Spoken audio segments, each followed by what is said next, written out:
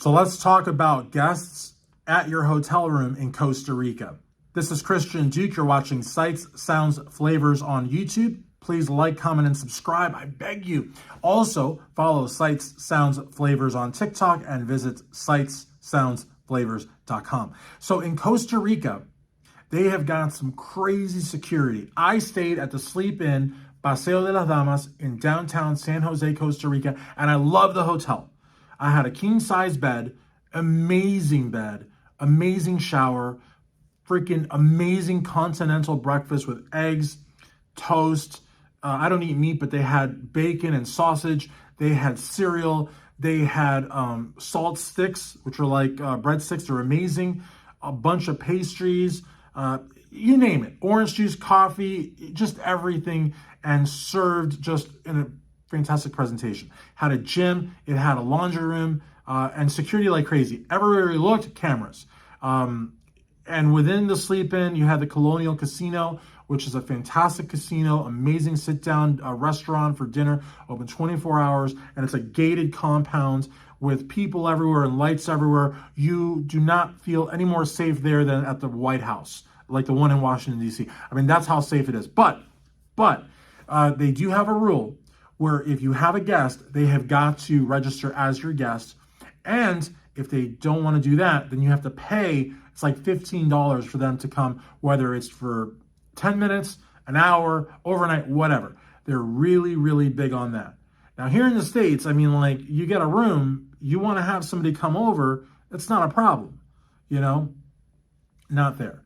And it's not even like have someone come over like a romantic come over kind of thing.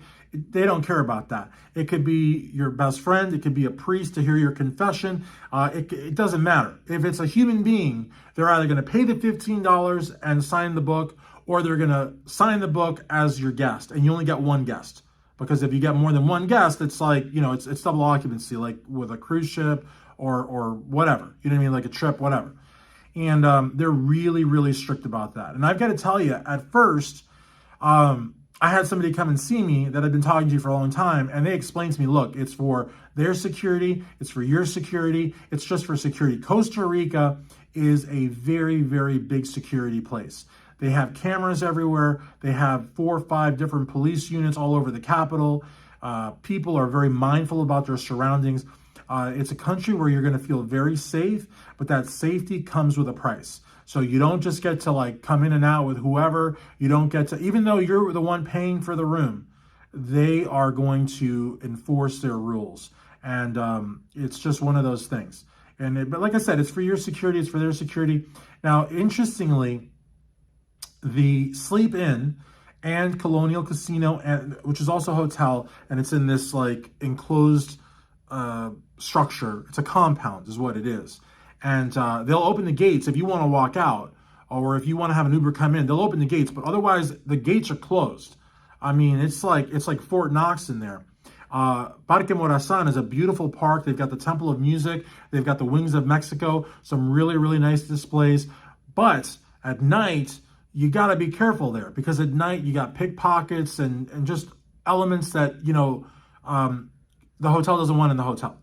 You can go to the hotel, you could sit outside the hotel within the compound with the big gates, and there's always people outside, and there's always people watching, and you could sleep out there, because out there you're still within the compound, under the lights, inside the fences. These are high fences. I mean, these are like 15 feet high fences. I mean, this is a compound. But they're real big on their security. Now, what I was going to say is, right outside the compound, if you go into the Colonial Casino, and I highly recommend the Sleep Inn, by the way, highly, highly recommend the Sleep Inn, even though they enforce the guest visitor thing to a T, like I'm sure all the other high-end hotels do. Now, around there's a lot of these hourly hotels, which honestly, I wouldn't be caught dead in. Also, right next to the Colonial Casino is the Hotel Del Rey, which everybody will tell you not to go to. I'm not going to tell you what you can see there, but I will tell you that I went, because if anybody tells me not to go somewhere, I want to go there. And it was great. I went in, I had 2 or 3 beers. I bought a couple ladies some beers, had some good conversation with them. And then I went back through the Colonial Casino, played the slots a little bit, had a couple of beers, and then I went through the Colonial Casino, through the compound, into the sleep-in, went to sleep. It was great by myself. But the Hotel Del Rey's got a bit of a reputation to it. I know they tried to close it down earlier this year, and it's like a rock's throw outside of the compound. And I keep saying the compound because it's a compound. And anybody who wants to go to the sleep-in / Colonial Casino / hotel and, tell me different because it's a compound. But like I said, you feel really, really safe in there. Now, the ladies that you'll meet at the Hotel Del Rey will not get past the front desk at the sleep-in or, dare I say, the Colonial Casino Hotel either. Not that I tried. Like I said, I went there, I had a couple of drinks. I bought them a couple of drinks. It was a nice couple of hours spent, and that's all it was. But a lot of the nicer hotels, like the Sleep-In, like the Colonial, and probably like the other ones like that are not necessarily downtown, or even the ones that are downtown, like the Balmoral, are probably, I think one of the reasons why their security is probably so high is because they don't want that crowd there. And I think that's like the best way that I could phrase that without elaborating too much. Now, the Hotel Del Rey, if that's your thing, they have rooms, and they have nice rooms. And I think they're like $100 a night or something like that. But like I said, I went in there. I heard a lot of things about that hotel around town. Like I said, I went into the bar. It was very, very clean. I felt very safe. The prices were great. It was a fun time. And if I go back to San Jose, I'll go back in there. I'll have a few beers, and I'll buy a few beers too. You want to talk to people, you buy them a drink. And there's a lot of Americans that go in there as well. So if you want to talk, some sports, that's a great place. Will I stay at the Del Rey? Probably not, because again, like for me, the Del Rey would be just a watering hole to go have a couple of beers and kick back a little bit. But that would be about it. If I go back to San Jose, I'm going back to the Sleep-In, Paseo de las Damas. I loved it. Like I said, and I don't even like eggs. And I ate the eggs at the breakfast. I had no issues afterwards, no indigestion, no nothing. Everything was perfect. The breakfast was great. Next time I go, I'm going to go to the gym because I kind of peeked in the door. It's a good-looking gym.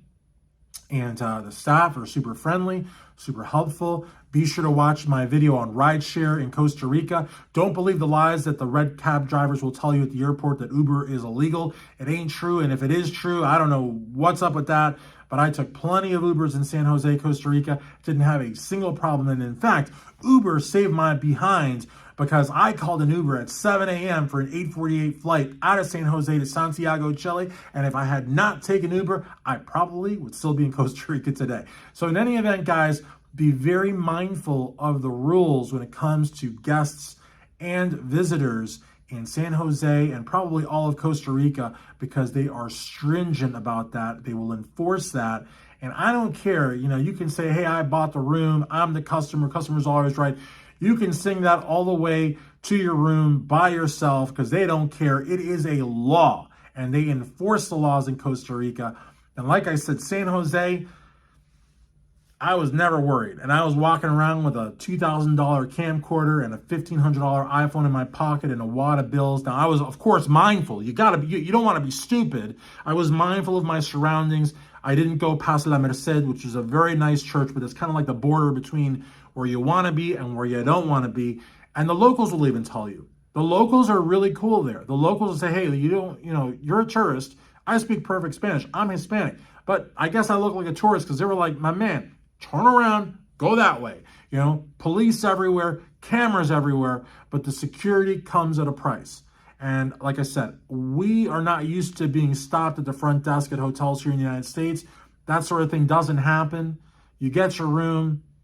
What you do in your room is your business. You mess up the room, that deposit kicks in. They're going to come at you for costs, but they don't care who you bring in your room, who's in your room, none of that stuff. But when in Costa Rica, you do like they do in Costa Rica. And they will legit throw you out of the hotel, even after you paid. Like I said, it's a law. It is a law. And the law protects the hotel. And it protects you. It protects your guest. It protects everybody. But as a customer, though, it is a little bit kind of unnerving when you first come across it because you're not used to being policed in that fashion, And like I said, it could be a guest that's as platonic as, as your best friend, but they don't care. It's not about that. They don't care what happens in the room. They just care about a guest that's not on the log.